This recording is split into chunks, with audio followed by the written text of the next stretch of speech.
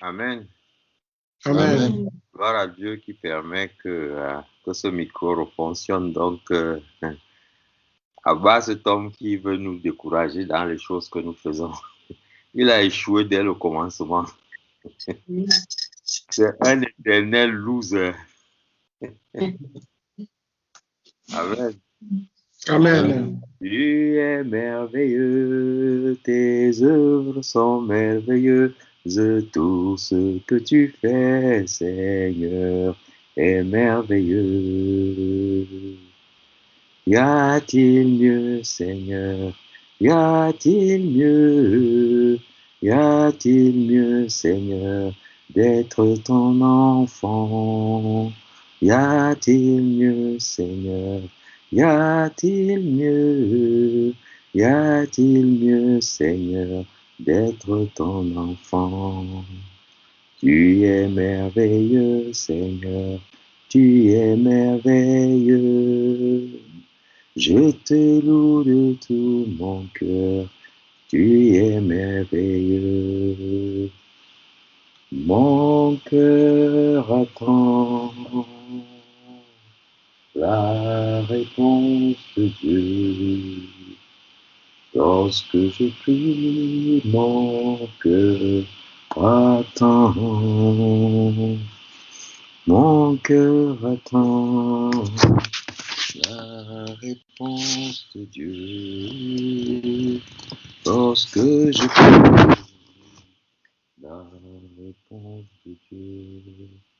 Amen. Est-ce que vous m'entendez bien? On t'attend, Papa Jean-Marie, on vous attend. Ok, gloire à Dieu, il est merveilleux. Et nous bénissons le Seigneur qui a reçu favorablement le fruit de nos lèvres au travers de nos prières, de nos supplications, de la louange qu'on a élevée vers lui, en lui disant merci, et nous le bénissons pareillement pour sa fidélité, lui qui est au milieu de nous, au travers de cette unité que nous avons, il nous a donné d'ailleurs la grâce de réaliser pour la gloire de son nom. Et effectivement, comme nous le rappelait déjà le conducteur, Papa José, nous avons parlé la semaine dernière de la marche dans la foi, la marche victorieuse, qui est une marche de discipline, et telle qu'on l'a vu, l'apôtre Paul qui nous a conduits dans la révélation de ce mystère a pris des modèles, tantôt des modèles d'athlètes, ça veut dire que nous sommes les athlètes de la foi, et tantôt il nous a pris des modèles de soldats, des guerriers grecs avec un équipement de guerre précis qu'on doit embarquer pour ce combat. Donc notre marche est une marche sportive de combat. Ce n'est pas une marche de plaisir, une marche de joie, ou alors une balade pour un pique-nique. Et c'est ça la réalité de notre vie. Et nous allons continuer dans la profondeur de la compréhension de ces révélations et de ces mystères de notre marche. Nous irons beaucoup plus dans l'expérience de la foi. Parce que n'oublions pas que nous étions dans la foi, et le message le plus important dans la foi, c'est que le Seigneur nous dit au travers de son serviteur Paul que la foi vient. Ça veut dire qu'en fait, on ne naît pas avec la foi. La foi se construit. Et ce qui est intéressant, c'est que si la foi vient par les choses que nous entendons, par les choses aussi que nous voyons et que nous voyons les choses que nous voyons, ça veut aussi dire que nous sommes les ouvriers essentiels de notre foi. Ce qui veut dire que nous allons, la qualité de notre foi dépendra de la qualité des choses que nous entendons, de la qualité des choses que nous voyons. Et voilà aussi notre responsabilité de ce que nous avons le choix sur les choses que nous voyons, le choix sur les choses que nous entendons. Dès que ce choix est établi, la qualité de notre foi est aussi construite. Et du coup, je ne serais pas là à dire Dieu ne m'a pas donné la foi. Il est trop tard de pouvoir avoir un tel argument parce que Dieu nous a déjà donné sa parole et après sa parole, il a dit, il nous a envoyé son Fils qui nous a parlé. Et tout cela contribue à construire notre foi si nous faisons le choix d'écouter le Fils. Il a dit aux Hébreux, Dieu a parlé de plusieurs manières, de plusieurs manières à vos parents au travers des prophètes. Mais maintenant, il nous a parlé au travers du Fils. Donc cette parole du Fils-là qui est une parole prophétique, et c'est cette parole prophétique qui construit notre foi. Si nous choisissons de l'écouter, si nous choisissons de la méditer, nous avons guéri notre foi et nous avons aussi amélioré la qualité de notre foi. Pour cela, nous allons lire dans le livre d'Hébreux,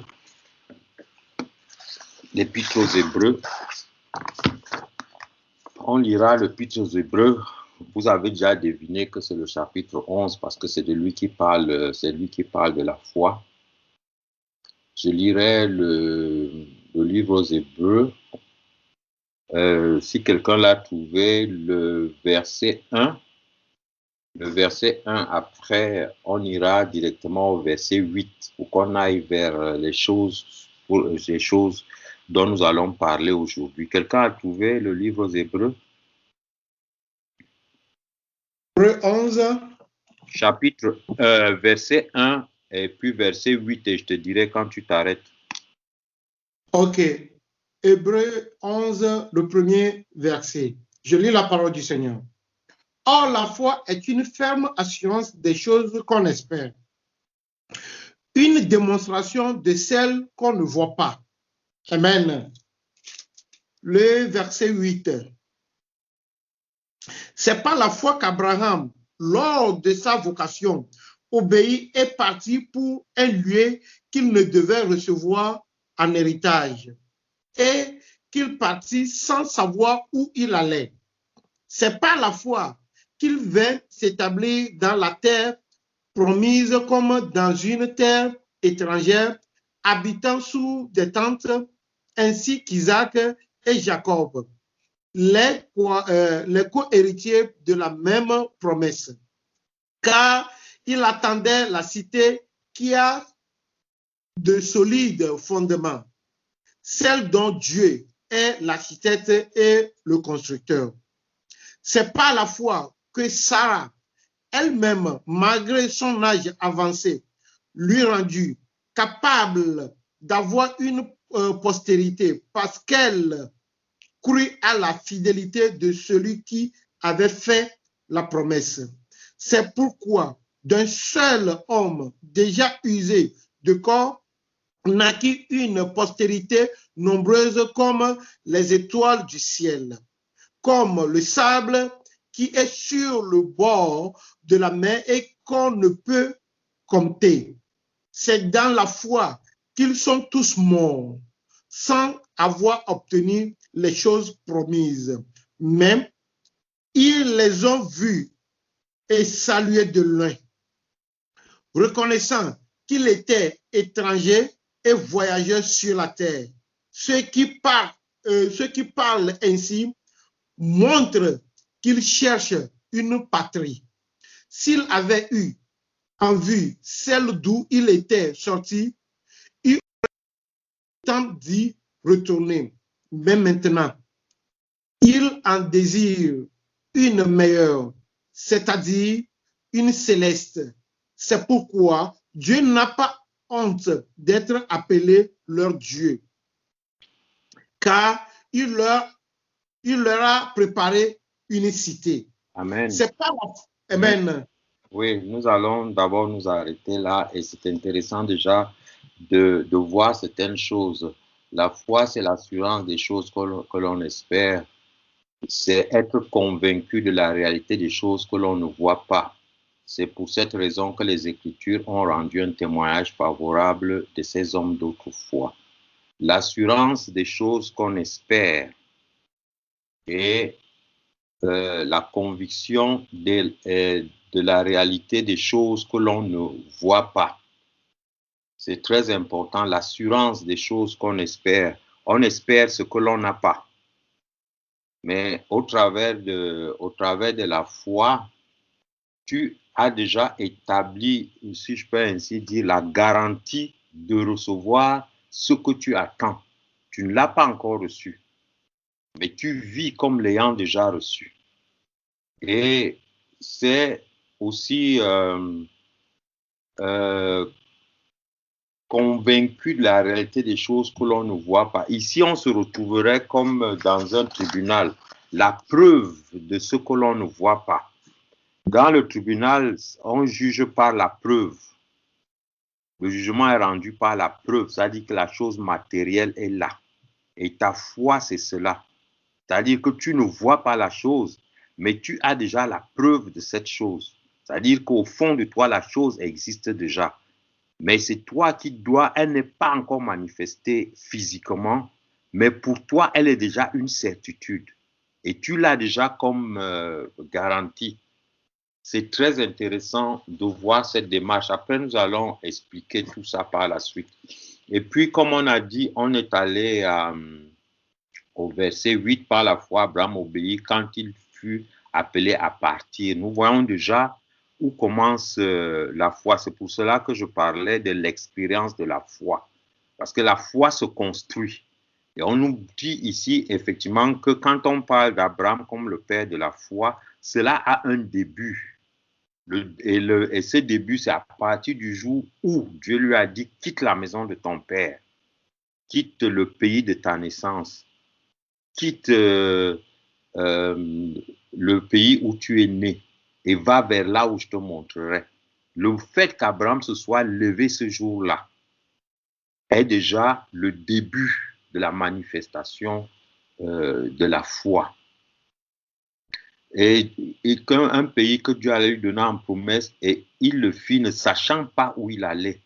Par la foi, il vécut comme résident temporaire sur la terre de la promesse, comme dans un pays étranger, habitant sous des tentes avec Isaac et Jacob, héritiers avec lui de la même promesse. Je ne sais pas si, comme moi, quelque chose vous choque ici. On dit il habitait dans les tentes avec Isaac et avec Jacob. La question que je veux poser ici à celui qui a écrit ce message est où est Ésaü? Et on peut comprendre par la suite où est Ésaü ici. Comment se fait-il que dans la tente, ça veut dire que dans la tente où on trouvait Abraham, on a trouvé Isaac et on a trouvé Jacob. Donc Jacob était déjà celui qui méditait et à qui Abraham transmettait l'expérience de la foi. Lui racontait l'expérience de la foi par quoi? Par l'histoire qu'il lui racontait de sa vie. Voici qui je suis, voici d'où je viens. Et voici comment Dieu a marché avec moi. Voici comment je suis devenu ce que je suis devenu. Mais pendant ce temps, où était Ésaü? Et on peut comprendre ici comment est-ce que la foi est un choix. Ésaü a fait ses choix dès le début. Parce que si, quand on va regarder plus tard, on verra que Abraham a vécu avec ses petits-fils, parce que Jacob est le petit-fils d'Abraham, pardon. Ça veut dire qu'Abraham a vécu avec ses petits-fils pendant un moment. Et pendant ce moment, Ésaü avait déjà fait ses choix très jeune. Il avait fait ses choix très jeune. Donc la foi est aussi un problème de choix. C'est toi qui choisis d'avoir la foi ou de ne pas l'avoir. C'est toi qui choisis d'avoir la foi en écoutant ce qui te donne la foi ou en ne l'écoutant pas. Donc dire je n'ai pas la foi n'est pas une fatalité. N'attends pas que quelqu'un d'autre soit l'ouvrier de ta foi. C'est un choix qui est fait et nous voyons que ce choix doit être déjà fait étant jeune, comme on le voit avec Isaac et Jacob. Et on voit par la foi, il reçut la force de devenir le père d'un enfant, même à un âge très avancé, de même que Sarah, parce qu'il considère que celui qui avait fait la promesse était digne de confiance. Celui qui avait fait la promesse, c'est qui? C'est Dieu qui avait fait la promesse.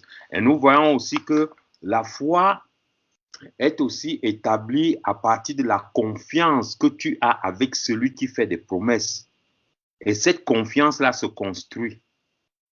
La confiance se construit et c'est au travers de cette confiance qu'est manifestée la foi. On voit ici, on dit qu'il était déjà un homme fatigué. Et comme le dira l'Épître aux Romains, espérant contre toute espérance, c'est-à-dire qu'au moment où toutes les réalités, où toutes les connaissances, où toute la sagesse de l'époque était claire sur ce qu'était le couple d'Abraham et Sarah, de ce qu'ils étaient stériles. Ils avaient consulté, eux-mêmes étaient des grands pratiquants à l'époque de l'astrologie et tout. Ils avaient tout consulté et c'était clair, ces deux-là n'allaient pas avoir d'enfant. Mais à partir du moment où Dieu a dit à Abraham, tu auras un enfant, il a cru en cela. Alors que la science avait clairement établi, les astres étaient clairs, vous n'aurez pas d'enfant. Donc, il est entré dans une espèce de folie en ce moment-là, de croire ce que Dieu pouvait lui dire. Et c'est pour ça qu'on nous dit la confiance en celui qui promet.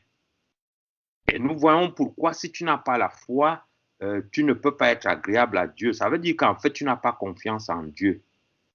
Et nous allons voir clairement qu'est-ce que ça veut dire. Nous irons dans Genèse, si quelqu'un a le livre de Genèse, Genèse 15.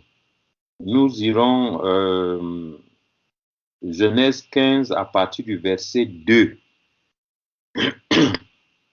Quelqu'un a-t-il trouvé ça? Genèse 15 à partir du verset 2. Genèse 15 à partir du deuxième verset. Oui. Abraham répondit, Seigneur éternel, que me donneras-tu? Je m'en vais sans enfant, et l'héritier de ma maison, c'est Eliezer de Damas. Et Abraham dit, voici, tu ne m'as pas donné de postérité, et celui qui est né dans ma maison sera mon héritier. Alors la parole de l'Éternel lui fut adressée ainsi. Ce n'est pas lui qui sera ton héritier, mais c'est celui qui sortira de tes entrailles qui sera ton héritier. Et après l'avoir conduit dehors, il dit, regarde vers le ciel et compte les étoiles, si tu peux les compter. Et il lui dit, telle sera ta postérité. Abraham eut confiance en l'Éternel qui le lui imputa en justice. Amen. Amen. Oui, nous venons de voir ici le retour du mot confiance. Avoir confiance en celui qui fait la promesse. Et la confiance se construit. Ça veut dire que depuis que cet homme est sorti de la maison de son père, il avait environ 75 ans. Il est en train d'aller vers 100 ans. Il y a eu des relations avec celui qui l'a fait sortir. Parce que pour nous, c'est facile aujourd'hui de dire oui, il a suivi Dieu. Mais en réalité, qu'est-ce qui à cette époque-là, quand Abraham sort de Ur de Chaldée, pouvait lui faire comprendre que ça, c'est Dieu qui l'appelle de partir. C'est plus tard qu'on comprendra que c'est Dieu. Mais à cet instant-là, qu'est-ce qui pouvait lui faire penser que c'était Dieu? N'oublions jamais que le père d'Abraham, c'était Rabdon, un individu qui était dans une autre idéologie d'idolâtrie et de tout ce qu'on veut. Et Abraham a grandi là-dedans. Mais quelle est cette voie-là? Comment est-ce que cette voie-là, Abraham a pu la saisir et s'attacher à elle et suivre cette voie? Et pendant tout le long qu'ils ont cheminé, il a eu confiance, il a vu ce qui s'est passé entre lui et cette voix qui lui parlait et comment sa vie a changé, comment les événements qu'il a traversés et au travers de tous ces événements-là, une confiance s'est clairement établie entre lui et la voix qu'il a appelée Or. Donc ici, la relation de confiance est très intéressante, est vraiment forte. Quand on parle de la foi, s'il n'y a pas de confiance, il n'y a pas de foi. Et si tu n'as pas de foi, ça veut dire que tu n'as pas confiance en celui qui te parle. Et si celui qui te parle ici, et c'est intéressant parce que on nous dit très bien que Dieu l'a amené, lui a dit, regarde les étoiles, regarde les étoiles. Et quand on a lu Hébreu, on nous le dit très bien dans le verset 12. C'est pourquoi d'un seul homme déjà marqué par la mort naquirent des descendants aussi nombreux que les étoiles dans le ciel. Quelles étoiles? Les étoiles que Dieu lui montre à Genèse 15. Hébreu certifie que cela s'est accompli. Cette promesse-là s'est accomplie. Et c'est très important de voir cela. Et c'est intéressant aussi de voir que au bout de, de ce verset du chapitre 15, il nous est dit, où est-ce que le pasteur a lu ça? Il dit, lève tes regards vers le ciel et compte les étoiles, si tu peux les compter. Il lui dit encore, ainsi sera ta postérité. Abraham eut confiance en l'Éternel. Abraham crut l'Éternel qui le lui imputa en justice. Waouh! Waouh! Vous voyez donc que ici qu'il imputa en justice, si on va dans la comptabilité, quand on dit on a imputé ton compte, ça veut dire qu'on a mis de la réserve, on a fait un versement dans ton compte. Ici, Dieu est en train de nous dire, la grâce existe, oui, mais à cause de ce qu'Abraham a eu confiance en lui et a manifesté cette confiance, cela est un mérite. C'est un mérite. Abraham, c'est devenu un mérite pour Abraham.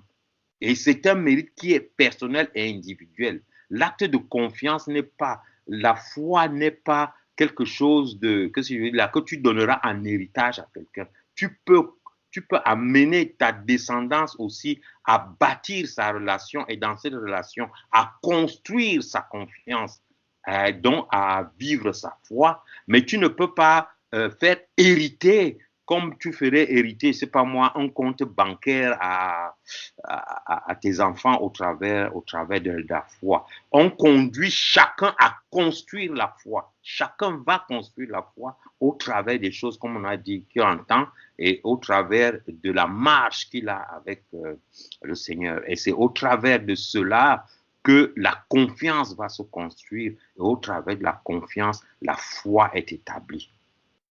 N'oublions pas que le peuple qui meurt au désert, qu'est-ce qui se passe? Le peuple n'a pas eu confiance en Dieu. À un moment donné, le peuple a dit à Dieu, tu nous hais, tu nous as amenés ici pour nous faire détruire par les Anakim, par ces géants. C'était un problème de confiance. Ça veut dire que pendant toute la marche que le peuple a faite avec Dieu dans le désert, pendant 40 ans, ce peuple n'a pas pu construire une relation de confiance avec Dieu.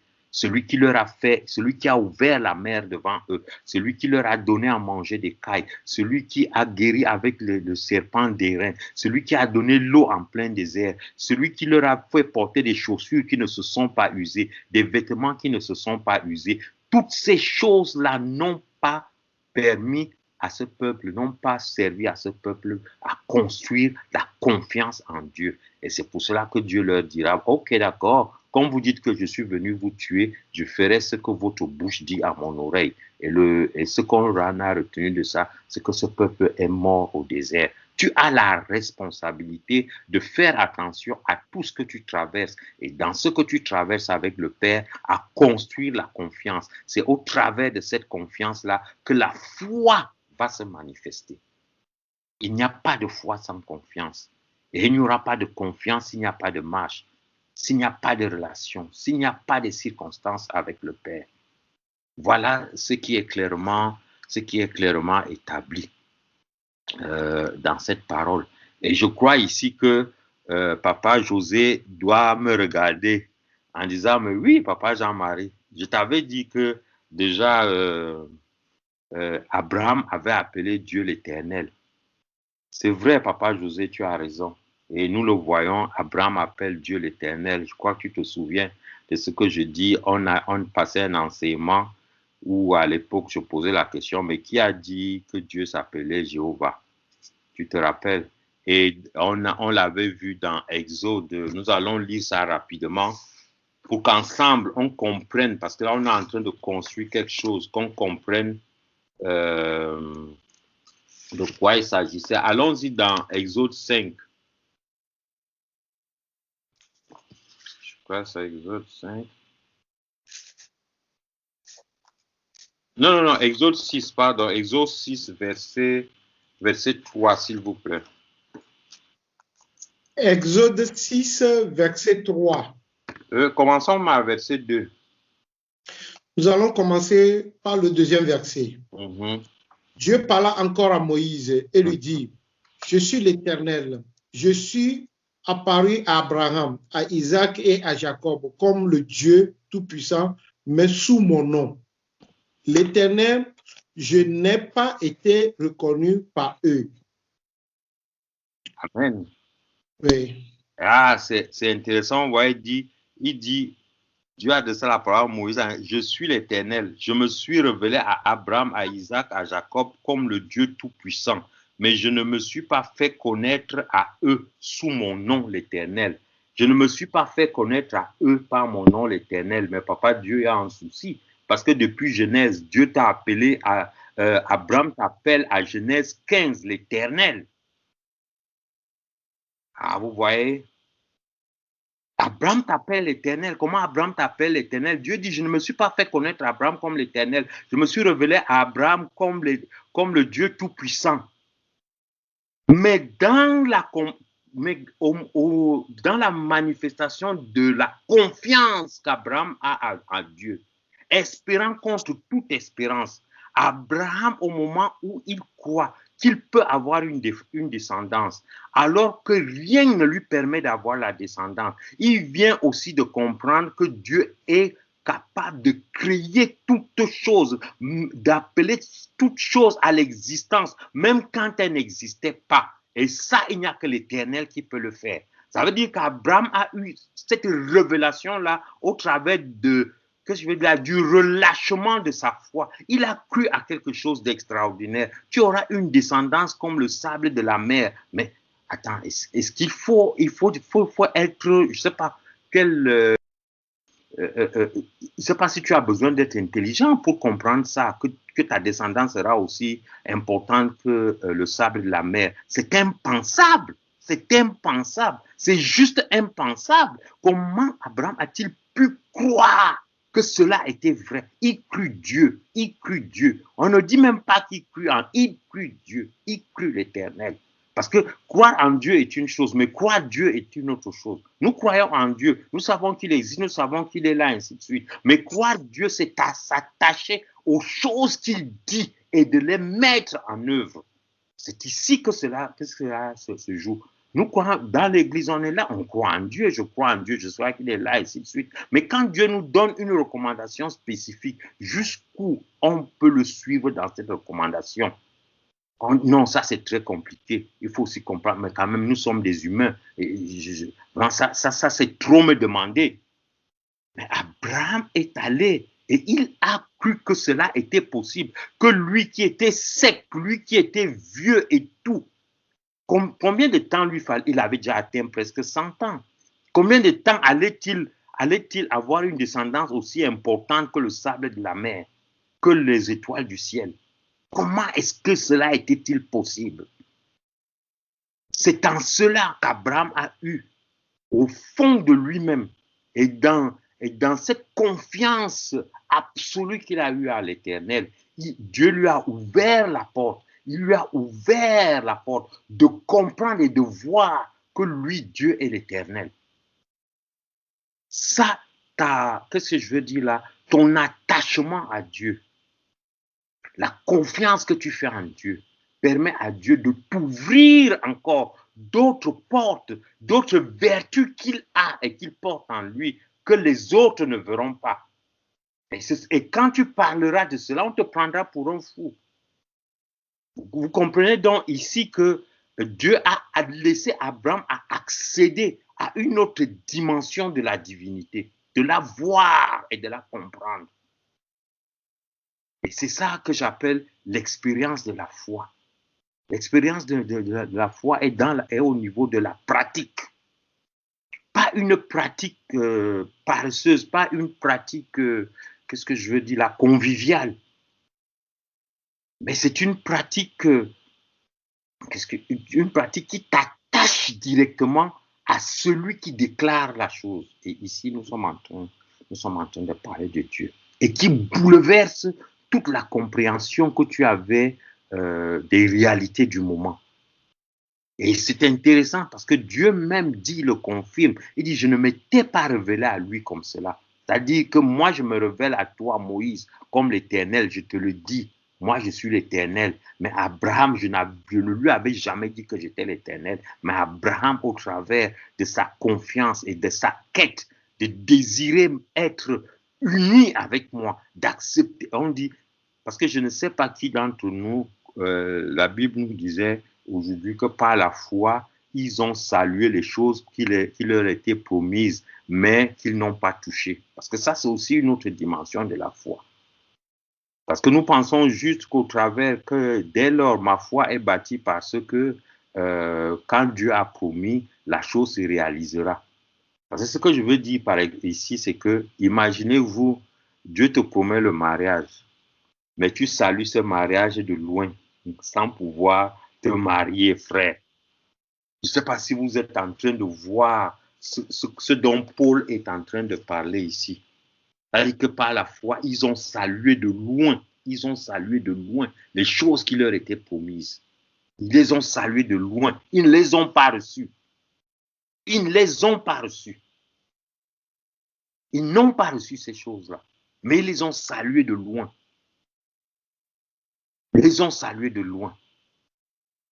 Parce que parfois, quand tu as eu la promesse et que cette promesse tarde à venir, toi-même tu es malade, à la limite même, tu te décourages et tu laisses tomber. Ou alors tu commences à penser qu'en réalité même, tu t'es trompé. Non, le Seigneur dit, si tu ne t'es pas trompé. Ces choses-là t'ont été promises. Crois juste que tu les as. Même si, par extraordinaire, tu ne les avais pas. Tu bénis celui qui te les a promises. Pourquoi? Parce que tu as confiance en lui. Et que si tu ne les as pas reçues, ça ne veut pas dire que celui qui les a promises est un menteur. C'est ça, cette dimension forte-là de l'expérience de la foi. Et c'est ça qui peut expliquer la marche. Et je peux vous promettre, chers frères et sœurs, que cette marche n'était pas une chose facile pour Abraham et pour certains héros de la foi dont il est question ici. Et c'est ainsi, parce qu'il dit, en effet, ceux qui parlent ainsi montrent clairement qu'ils cherchent une patrie. S'ils n'avaient cessé de penser à celle qu'ils avaient quittée, ils auraient eu l'occasion d'y retourner. Or, en fait, ils aspirent à une patrie meilleure, une patrie céleste. C'est pour ça que Dieu n'a pas honte d'être appelé leur Dieu, car il leur a préparé une cité. Ça veut dire que même quand Dieu t'a fait des promesses et que tu n'avais pas ces promesses-là, tu te dis que de toute façon, elles s'accompliront. J'irai auprès du Père et la chose que Dieu m'a promise, elle se réalisera. Même si je n'ai pas ça en ce temps-ci aujourd'hui, cela ne change en rien. Cela ne change en rien la confiance que j'ai du Père. Et si tu montres qu'en réalité, si tu n'as pas certaines choses en ce temps-ci, tu viens aussi de prouver que tu viens de comprendre que en réalité, tu n'es qu'un passager ici, que tu n'es qu'un étranger ici, et que cette chose-là même, de toute façon, elle n'était vraiment pas utile en ce temps-ci.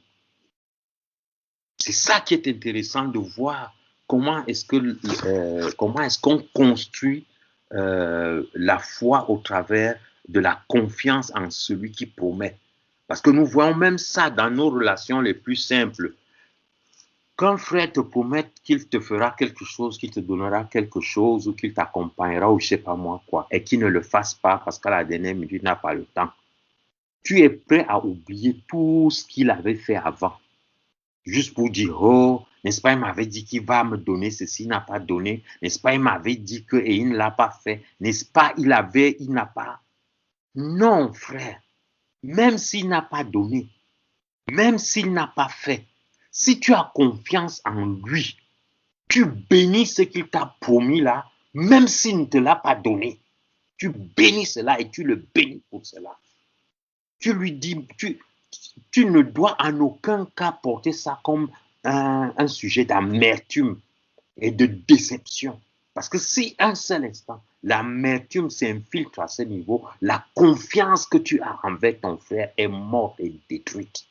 Frère, c'est ça l'expérience de la foi. La foi est une expérience. La foi se construit. Parce qu'au travers des choses qu'Abraham, plus tard dans sa vie, acceptera de faire, c'est parce qu'il a expérimenté déjà avec le Père depuis un temps. Mais si toi, tu n'as pas le temps d'expérimenter ta relation avec le Père, comment penses-tu avoir une foi de qualité? Comment est-ce que tu penses que la foi peut être pour toi un mérite comme il a été pour Abraham? Dieu nous dit, la foi est un mérite. La foi est un mérite, frère. C'est un mérite. C'est Dieu qui le dit. Il le lui imputa. Il le lui imputa. C'est-à-dire qu'il le reconnut à Abraham seul, cela, pas à sa descendance. La preuve, Ésaü n'a jamais manifesté la foi. Donc ce n'est pas un héritage que tu donnes. Et quand Abraham transmettait cette foi, on le voit dans la tente, Ésaü n'était jamais là.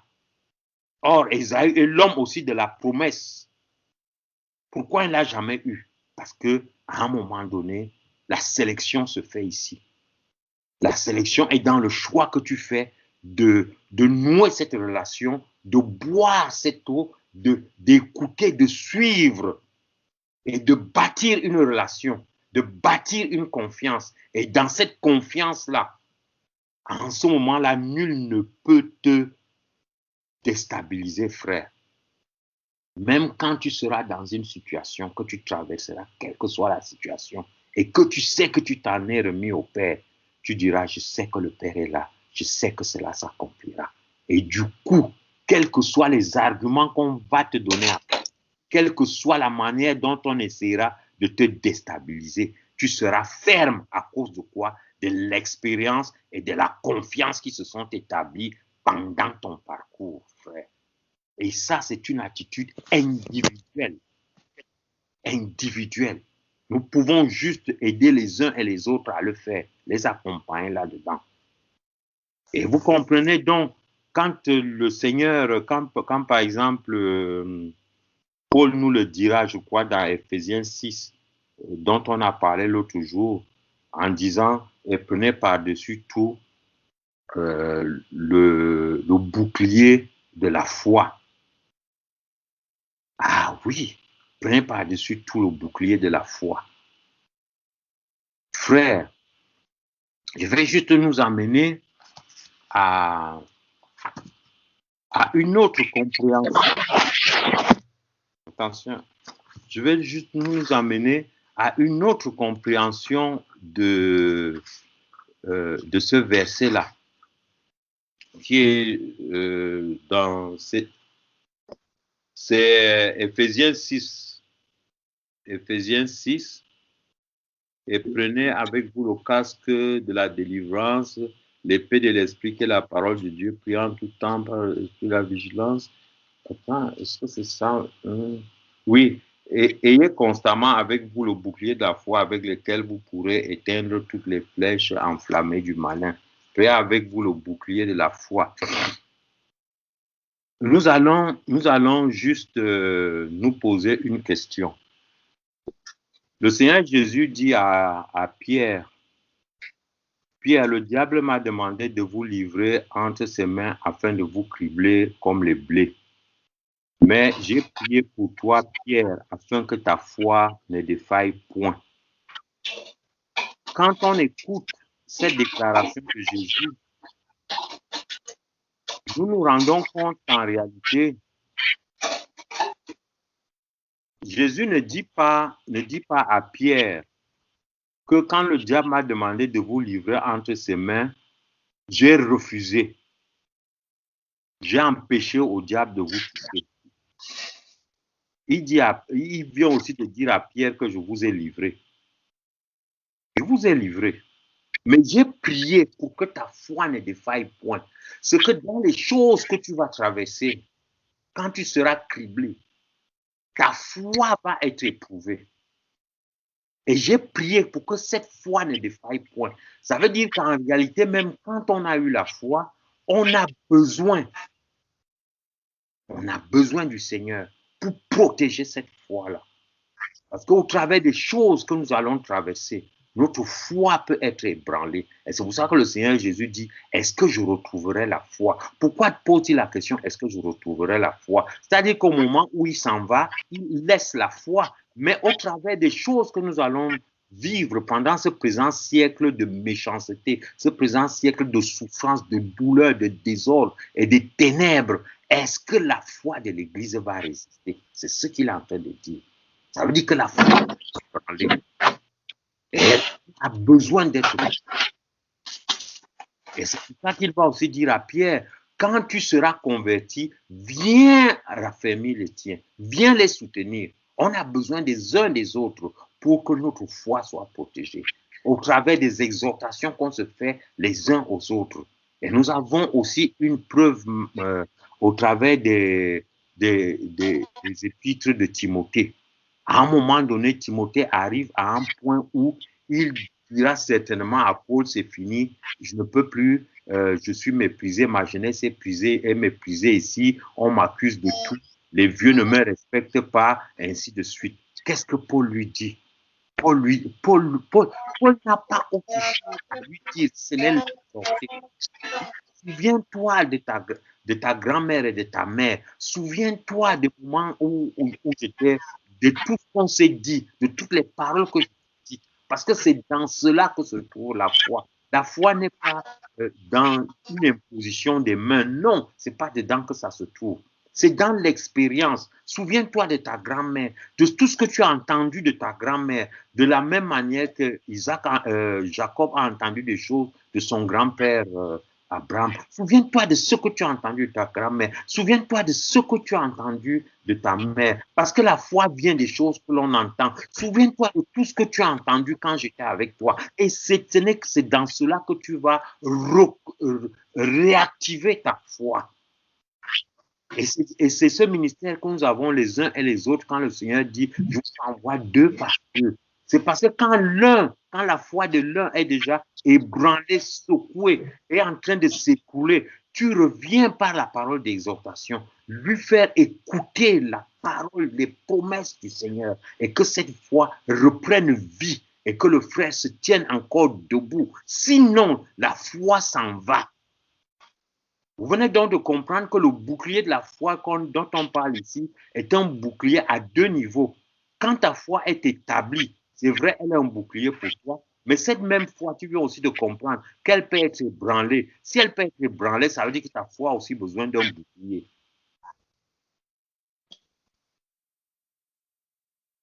Ça, c'est ce que nous devons comprendre par l'expérience, comme on l'a dit dès le début, l'expérience de la foi.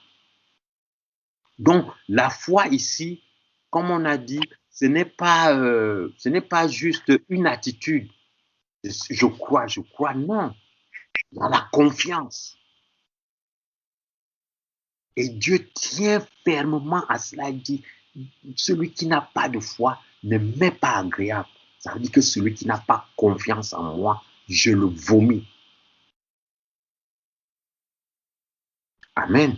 Et cette confiance-là, ne pense pas que tu auras plus confiance en Dieu si tu n'as pas déjà confiance en tes frères. Si tu ne construis pas cette confiance en ces frères. Et c'est pour cela que, chers frères et sœurs, la communion fraternelle est très importante. Se voir, se parler, s'entraider. C'est en cela que je vais construire ma confiance en Giuseppe. C'est parce que j'ai eu des relations avec Giuseppe. C'est parce que dans ces relations, Giuseppe a manifesté une certaine attitude. C'est ça qui va construire la confiance. Et cela vient aussi de nous dire que nous avons intérêt à construire une confiance dans nos relations. Construire la confiance dans nos relations veut dire que, effectivement, si tu as, pour aller dans les choses les plus simples, si tu as promis quelque chose à un frère, si tu as dit que tu ferais quelque chose, essaie de faire les choses que tu dis. Parce que si le modèle de la foi même, c'est Dieu lui-même. qui a eu confiance en sa propre parole. Il dit la chose s'accomplit. C'est pourquoi il va dire sans faire. C'est parce qu'il a confiance en sa parole. Commençons aussi nous-mêmes à avoir confiance en notre propre parole, en nous tenant derrière notre parole pour l'accomplir. Dès que tu as dit quelque chose, tu te bats pour l'accomplir.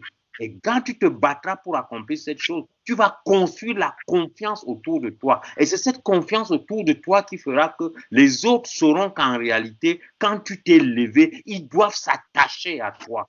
Si tu ne peux pas construire la confiance autour de toi, comment veux-tu que les gens croient en toi? C'est un devoir que nous avons. Parce que Dieu lui-même a d'abord eu confiance en sa propre parole. S'il n'avait pas confiance en sa propre parole et qu'il n'accomplissait pas cette parole, nous, on n'aurait pas eu confiance en Dieu. Parce que c'est au travers de sa parole aussi que toutes ces choses s'accomplissent. Donc, frère, je vais m'arrêter là dans ces éléments de foi dont on venait de parler, l'expérience de la foi, pour laisser aussi le temps aux uns et aux autres par rapport au temps qui nous est imparti, s'il y a des réactions, s'il y a des questions ou alors s'il y a des choses à ajouter, parce que forcément, je n'ai pas fait le tour. Il y a peut-être au travers de ces versets ou d'autres versets que je n'ai pas pris avec moi matière à nous nourrir. Donc, je rends grâce à Dieu, je rends grâce à ce qu'il nous permet, qu'il nous ouvre l'esprit à la compréhension de ces choses-là et que chaque parole qu'il a dite nous permette d'avancer dans l'expérience de la foi avec lui et que nous n'ayons pas, les sorciers de la foi. Ce que j'appelle le sorcier de la foi ici, c'est celui qui, quand il a déjà, dans sa propre cupidité, quand il veut quelque chose, il s'attache et dit, croire en tel ou tel. Et il faut pour avoir même des choses qui ne lui sont pas utiles. Ça, après, il dit, j'ai la foi. On a la foi, oui, mais la foi en quoi? La foi en qui? Parce que ce que tu demandes là, est-il dans le projet de Dieu pour toi? Ou est-ce normal pour toi?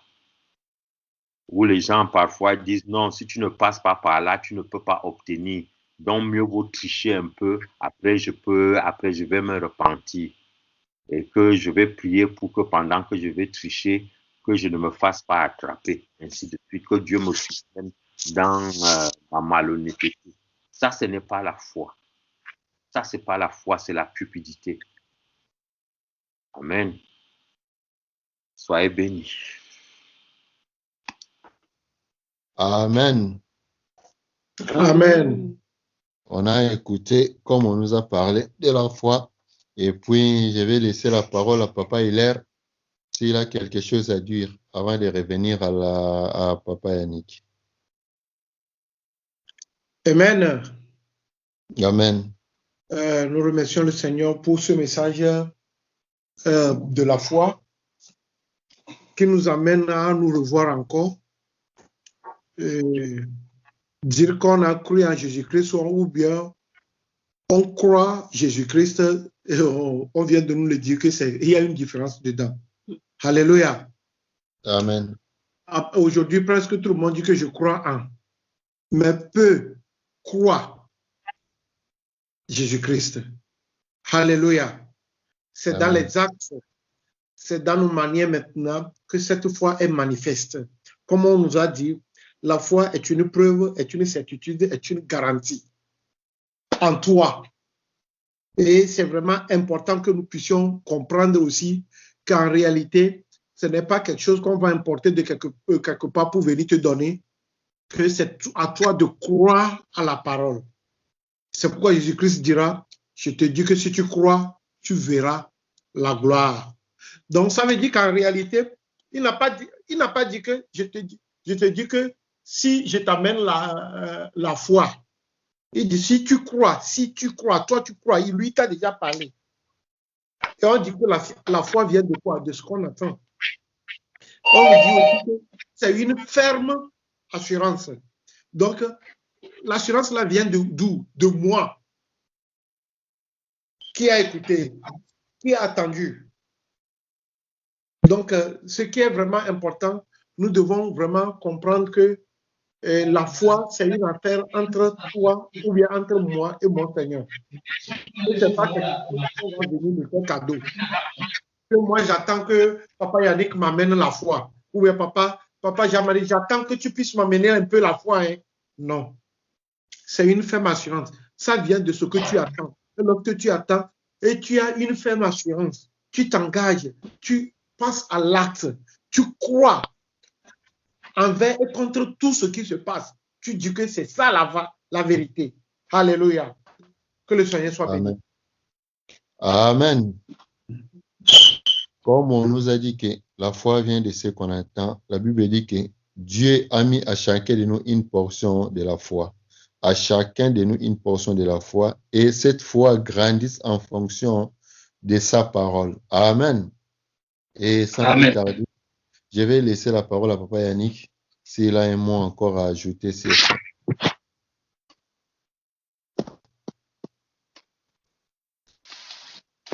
Amen. Gloire au Seigneur. Nous sommes les ouvriers, comme Papa Jean-Marie a dit, Pasteur Jean-Marie, les ouvriers de la foi que nous avons au Seigneur. La Bible parle d'une seule foi. Nous avons une seule foi pour notre salut, mais la mesure de foi, elle n'est pas unique parce que la mesure de foi dépend effectivement de comment comme il a dit, de l'expérience de la foi et de comment nous bâtissons notre foi, qui est liée à la qualité de notre foi en fonction des objectifs que Dieu fixe à chacun. C'est chacun des objectifs qu'il doit atteindre dans le Seigneur. Il est important que nous comprenions que Dieu est souverain et dans sa façon de faire. Donc la foi doit nous faire toujours comprendre que c'est Dieu qui est souverain et c'est lui qui décide de tout. Ça, c'est important de comprendre ça parce qu'on voit que c'est toujours lié aux promesses que Dieu a données. Donc, on a parlé de la foi qu'ils ont cru, mais ces promesses ne sont pas toujours là. Donc, voilà pourquoi ce n'est pas un dû, tout à fait. Si on revient encore dans Hébreux chapitre 11, verset 13, on nous parle vraiment, là ici, on vraiment dans la qualité de la foi. C'est très important. Papa Jean-Marie, le pasteur Jean-Marie a touché les deux aspects de celui qui, un frère lui a peut-être donné une parole, et puis il est tellement resté, il s'est attendu à ce que le frère fasse quelque chose. Le frère n'a rien fait et puis il se met dans l'amertume. Il y a aussi l'autre frère qui donne sa parole et qui n'obéit pas à sa parole. Vous voyez, dans les deux aspects, il y a un souci. Donc, verset 13, on dit ici, ça montre la qualité et la confiance qu'on dit on a les uns les autres. Ça montre la qualité, comme le pasteur Jean-Marie a dit, de notre foi et l'expérience aussi de notre foi, parce qu'il faut vivre ça dans la marche en tant qu'enfant de Dieu pour comprendre vraiment que dans cette relation avec Dieu, c'est Dieu qui produit quelque chose que nous-mêmes, on ne maîtrise pas, de façon invisible, qu'on ne maîtrise pas. On met notre confiance, mais en fait, ça repose sur rien, en réalité. Mais il va donner des éléments juste pour nous permettre d'avoir confiance. Et au travers de cette confiance, donc, il va tisser un lien qui va faire en sorte que la chose ne devienne pas prioritaire, mais Dieu qui devient prioritaire. C'est très important que nous comprenions ça pour que nous sachions que ce n'est pas tout à fait un dû que nous avons. Parce que c'est le Seigneur qui produit cela en nous et qui fait en sorte que même si la promesse qu'il nous avait donnée, par laquelle nous avons cru, elle n'arrive pas, ben, on n'est jamais déconnecté de Dieu. On est effectivement dans croire en Dieu ou bien dans croire Dieu. Vous voyez? Ça nous fait nous attacher tout au Seigneur. Alors, verset 13 nous dit ceci. Je vais lire dans David matin. Tous ceux-ci sont morts en la foi. Ok? On dit tous ceux-là sont morts en la foi, dans la foi, sans avoir reçu les choses dont ils avaient eu les promesses. Or, c'est bizarre, c'est qu'Abraham a eu des promesses, mais il n'a pas eu toutes les promesses, vous voyez par exemple. Et il attendait la cité qui vient d'en haut, mais la cité n'est pas venue. Il l'attendait, mais il a eu les promesses par rapport à la progéniture, à Isaac. Mais il n'a pas vu on a dit que ta postérité, c'est comme ça, comme le sable, tout ça de la mer, contre les étoiles, tout ça. Mais il n'a pas eu le temps de voir ça. Donc, il n'a pas vu la promesse de l'aspect physique. Vous voyez? Pourtant, il a cru en ça, totalement.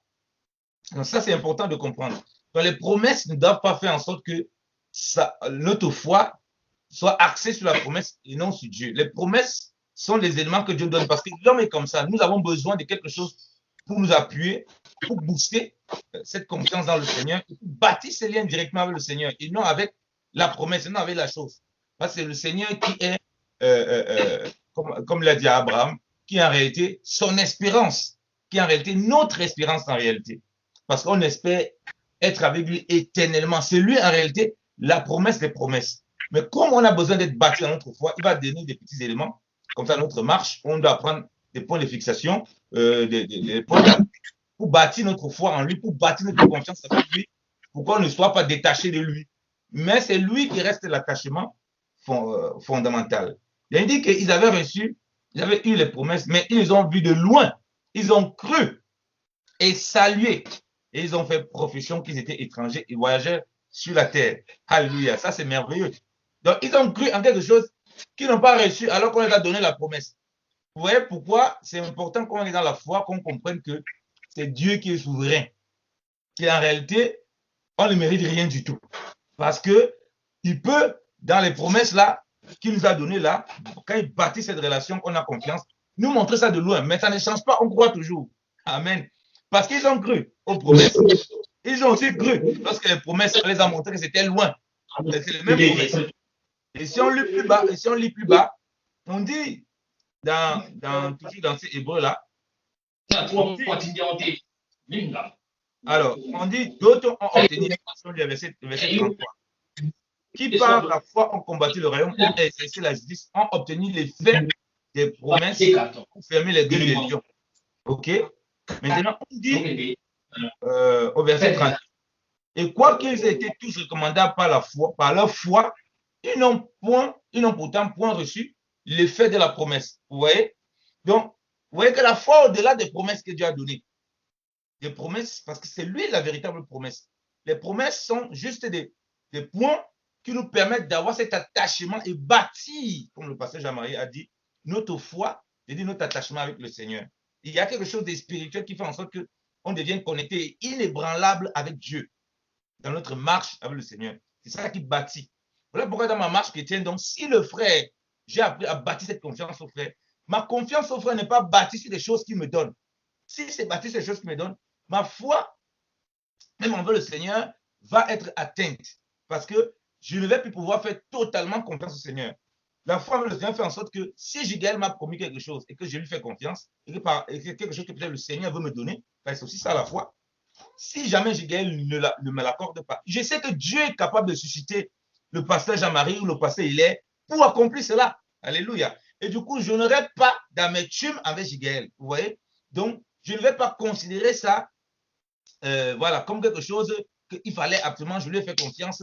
Voilà, normalement, ce n'est pas normal qu'il ne me donne pas. Et c'est comme ça que je bâtis ma foi et mon cœur est préservé. Parce que le but, c'est d'avoir une foi solide, comme le pasteur Jean-Marie a dit, que la foi, que le Seigneur soit notre bouclier de notre foi et que la foi devienne un bouclier quand elle est ferme, elle est forte. Or, c'est là dans la fermeté au Seigneur, même quand on n'a pas reçu l'effet des promesses. Vous voyez? Mais on dit toujours qu'il y avait la foi.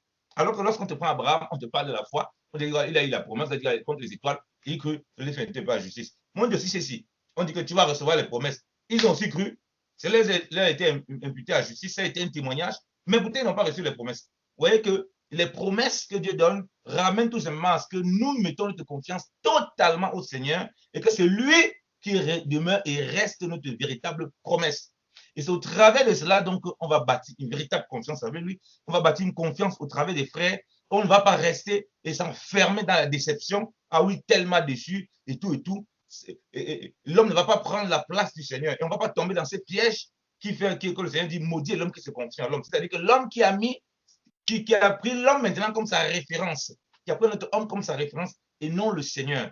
Et c'est en cela donc qu'on construit vraiment notre foi. Donc, toutes les fois où on a été déçu, on n'a pas reçu les choses du Seigneur, ça ne doit pas ébranler notre foi. Si c'est ébranler notre foi dans le Seigneur, si c'est ébranler notre foi du Seigneur, il y a un problème. C'est là pour bâtir, c'est là pour nous faire persévérer, c'est là pour nous faire comprendre que Dieu demeure le souverain et que dans cette confiance qu'on lui donne, de son côté, il produit quelque chose dans nos cœurs qui fait en sorte qu'on est inébranlable, que même si on n'a pas l'effet de la chose, mais notre foi demeure indépendante parce qu'on a goûté le véritable Dieu et il est notre véritable promesse. Au travers de ça, donc, il va bâtir, on va construire ensemble, parce qu'on ne construit pas seul, hein, on va construire ensemble avec le Seigneur et dans la communion fraternelle, parce que, comme le pasteur Jamel l'a dit, si c'est l'expérience, une expérience ne se fait pas seule comme ça, c'est ensemble. Abraham ne l'a pas fait seul. Il y avait une femme qui était, les étoiles, là, il devait venir, ça va tomber du ciel. Il y avait une femme, il y avait un contexte autour de lui.